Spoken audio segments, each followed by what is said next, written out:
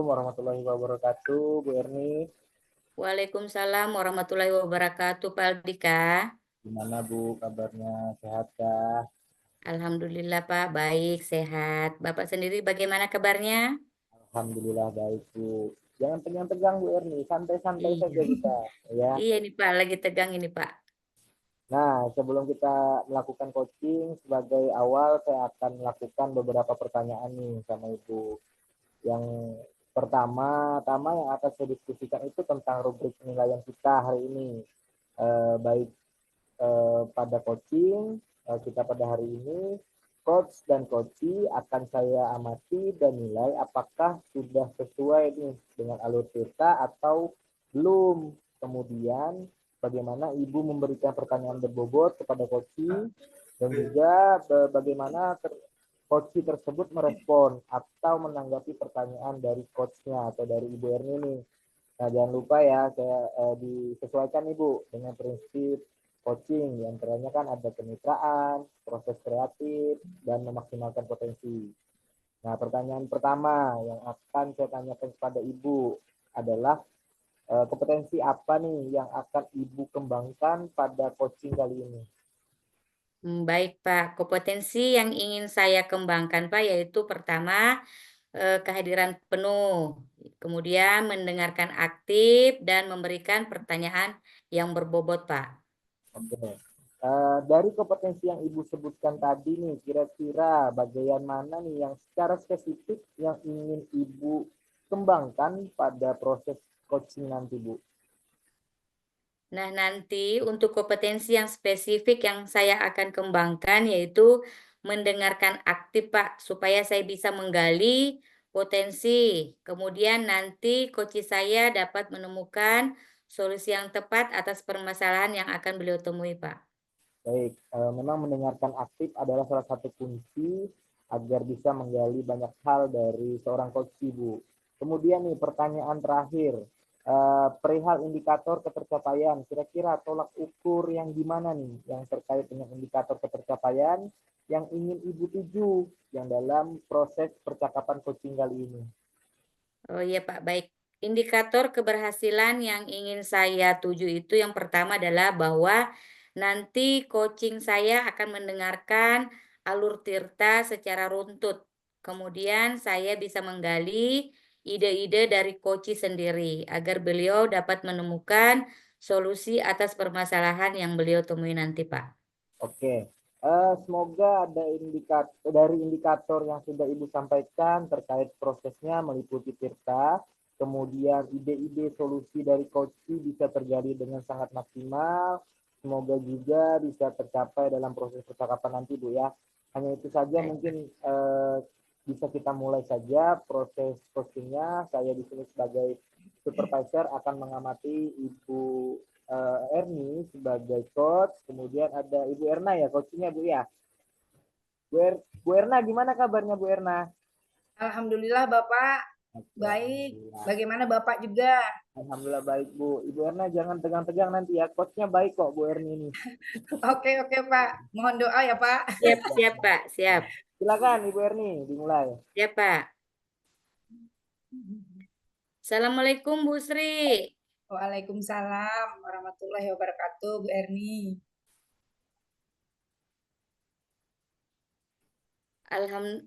Gimana kabarnya ini Bu Sri? Alhamdulillah kabar baik Bu. Bagaimana kabar Ibu?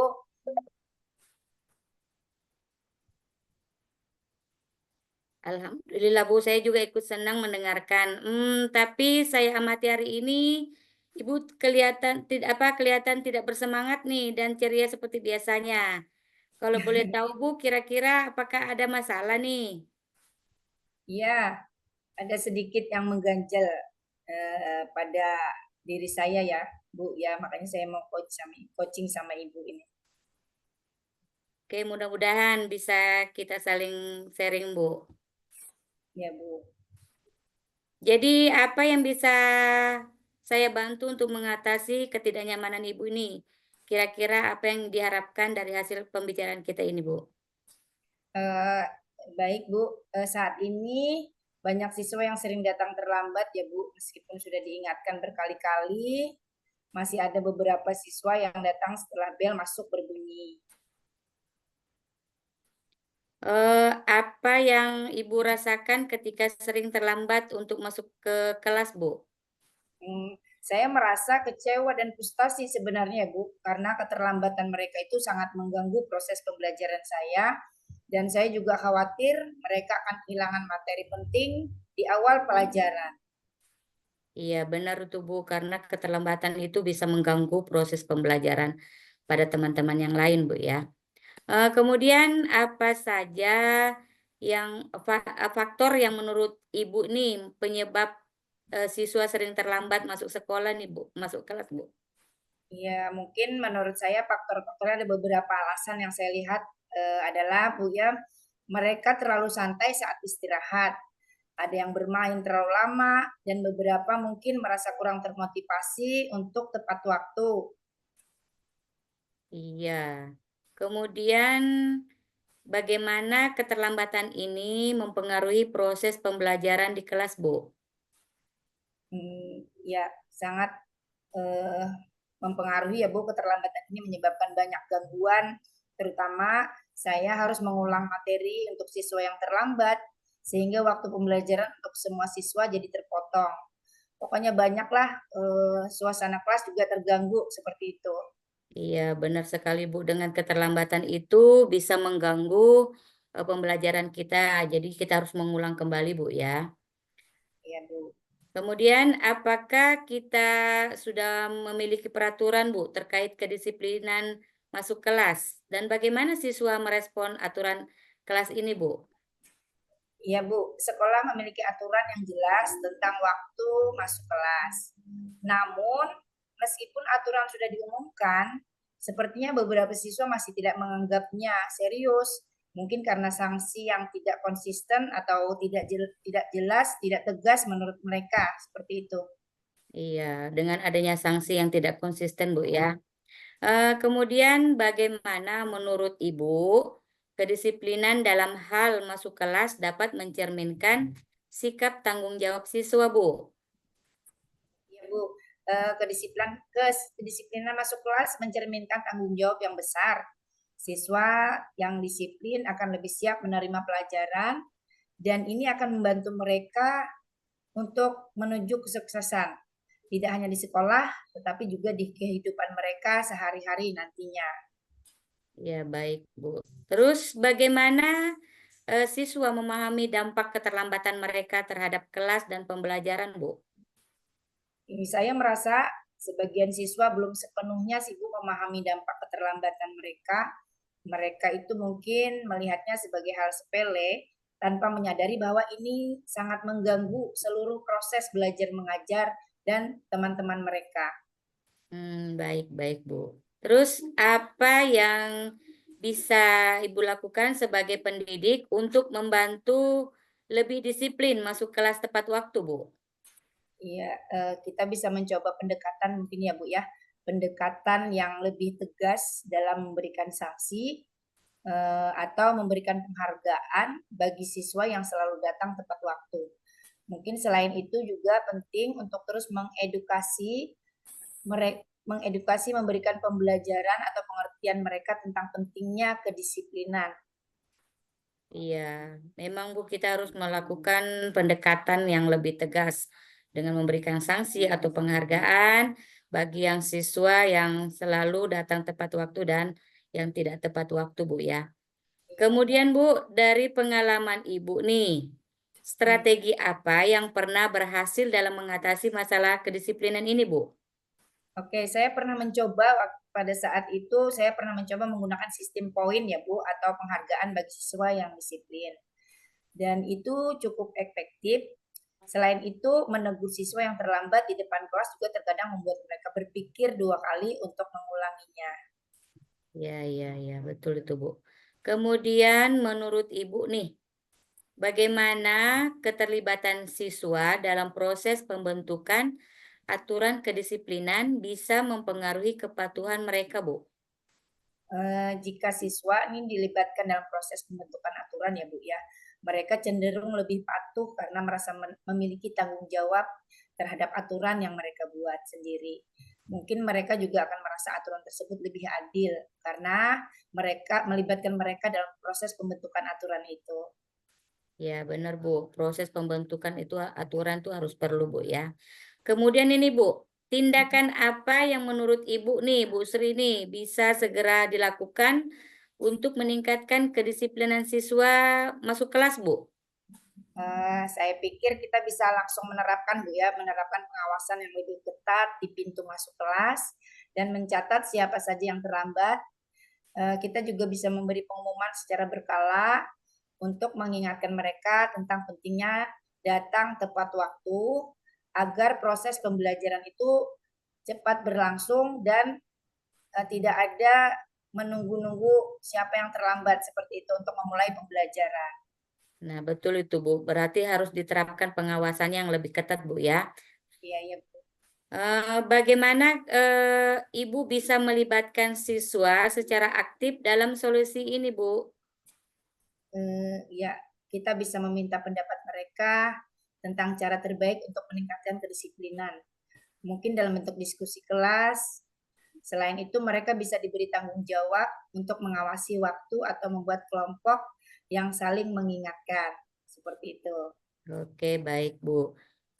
Apakah perlu ada pengawasan khusus nih Bu, atau perubahan jadwal untuk membantu siswa lebih disiplin Bu? Ya, mungkin perlu Bu ya, mungkin perlu ada pengawasan khusus terutama di awal penerapan agar siswa sadar bahwa aturan ini diterapkan dengan tegas. Mengenai jadwal, saya rasa tidak perlu diubah, tetapi siswa harus diingatkan untuk memanfaatkan waktu istirahat dengan baik. Iya, betul itu Bu. Kadang-kadang anak-anak istirahatnya dia dilebih-lebihkan Bu ya. Iya Bu. Nah Bu, siapa saja yang perlu dilibatkan nih dalam pelaksanaan solusi Ibu ini? Dan bagaimana kita bisa memastikan peran mereka ini Bu? Oke, menurut saya yang dilibatkan itu adalah guru dan wali kelas harus terlibat secara aktif dalam memantau kedisiplinan siswa. Selain itu, bisa ada peran siswa seperti ketua kelas yang membantu mengingatkan teman-temannya. Penting untuk mengadakan rapat rutin untuk mengevaluasi hasilnya. Iya, betul itu Bu. Kemudian Bu, ini lagi Bu ya. Bagaimana cara Ibu nih mengukur perubahan kedisiplinan siswa dalam beberapa minggu ke depan, Bu? Kita bisa mencatat jumlah siswa yang terlambat seperti hari dan membandingkan setiap hari dan membandingkannya dari minggu ke minggu. Bisa juga melakukan survei kecil kepada siswa untuk mengetahui bagaimana perasaan mereka setelah adanya perubahan aturan itu. Oh, jadi melakukan catatan-catatan, Bu ya, siapa yang terlambat, kemudian memberikan survei kepada siswa, Bu ya. Sejauh mana yang Ibu merasa bisa berkomitmen untuk memantau dan mendukung supaya ini secara konsisten, Bu? Saya merasa siap berkomitmen untuk memantau dan memberikan feedback kepada siswa secara konsisten. Saya percaya juga jika dilaksanakan dengan serius, perubahan ini bisa berjalan dengan baik dan berdampak positif bagi kelas dan pembelajaran itu pasti akan menyenangkan karena masing-masing dari mereka sudah disiplin dalam menggunakan waktu dengan baik. Nah, betul Bu. Jadi kita terus memantau dan memberikan feedback kepada siswa Bu ya, agar mereka bisa konsisten dalam mematuhi peraturan. Nah, kira-kira kapan Ibu bisa berkomitmen melaksanakan komitmen ini Bu? Secepatnya Bu ya, secepatnya saya akan melaksanakan komitmen saya ini agar pembelajaran itu bisa tercapai dan tujuan yang akan kita harapkan bisa tercapai dengan baik. Baik, baik Bu. Baik Bu, semoga apa yang Ibu harapkan bisa tercapai Bu dan berjalan dengan lancar. Amin Bu. Nah, cukup sekian di sini saja Bu. Dulu kita coaching kita pada malam hari ini. Iya Bu, terima kasih banyak ya Bu. Iya. Saya akhiri Bu. Assalamualaikum warahmatullahi wabarakatuh. Waalaikumsalam warahmatullahi wabarakatuh. Oke, sudah selesai ya. Bu, Pegang Pak. pernah sebagai coach gimana merasa apa yang Ibu rasakan nih setelah di coaching sama Coach ya Bu? Pak ya. Ya, Rasanya tuh ada perasaan plong ya, karena masalah saya sudah saya berikan ke coach, artinya saya sudah memberikan permasalahan saya sudah sejujur-jujurnya. Rasanya senang sekali Pak dan bersyukur untuk coaching hari ini. oke. Bu Erni sebagai coach gimana? Alhamdulillah Pak, bisa Alhamdulillah ya. sharing dengan Bu Sri. Iya, sudah sangat terbuka nih kalau saya lihat. Cuma masih agak tegang-tegang sedikit gitu. Aduh, tegang Pak. Baik, Ibu Erni tadi sudah melakukan coaching ya dengan Bu Erna. Ada beberapa pertanyaan yang akan saya tanyakan di pasca observasi ini. Yang pertama, apa aja yang sudah Ibu lakukan pada saat melakukan coaching terkait indikator ketercapaian yang diinginkan, Bu? Oh iya Pak, di coaching tadi ini Pak, kali ini tadi saya sudah melakukan coaching dengan alur tirta. Saya sudah menanyakan tujuan, identitas, rencana aksi, dan tanggung jawab. Sehingga alur tersebut itu bisa menggali koci untuk menceritakan permasalahan dan menemukan solusi-solusinya Pak. Oke Bu, menurut saya sebagai observer atau supervisor, proses coaching tadi Bu Erni sama Bu Erna sudah berjalan dengan baik, prosesnya juga alurnya juga sesuai dengan alur kita, dan juga Ibu juga sudah berusaha menggali dengan memberi pertanyaan kepada Bu Erna, sehingga Bu Erna bisa menemukan solusi dari permasalahannya ya. Dan juga coaching tadi sudah dilakukan sesuai dengan prinsip-prinsip coaching. Nah, pertanyaan terakhir nih sebelum kita tutup. Kompetensi apa lagi yang ingin dikembangkan berdasarkan hasil melakukan coaching yang barusan Ibu lakukan? Baik Pak, kompetensi yang ingin saya kembangkan Pak yaitu dengan cara saya lebih memahami lagi proses coaching sehingga saya nanti dapat melakukan coaching bisa dengan lebih baik lagi Pak. Oke, luar biasa sekali proses coaching pada malam hari ini. Semoga proses coaching ini bisa membawa manfaat untuk Ibu Erni sebagai coach, kemudian Ibu Erna juga masalahnya sudah ditemukan solusinya sebagai coach. Alhamdulillah menjadi manfaat untuk kita. Semoga kedepannya kita menjadi pembelajar yang lebih baik lagi, pengajar yang lebih tenang lagi. Amin, amin, Amin, amin Pak. Oke, saya mohon undur diri. Terima kasih Ibu-ibu. Akhiri, mohon maaf kalau ada salah kata. Assalamualaikum warahmatullahi wabarakatuh. Waalaikumsalam warahmatullahi wabarakatuh.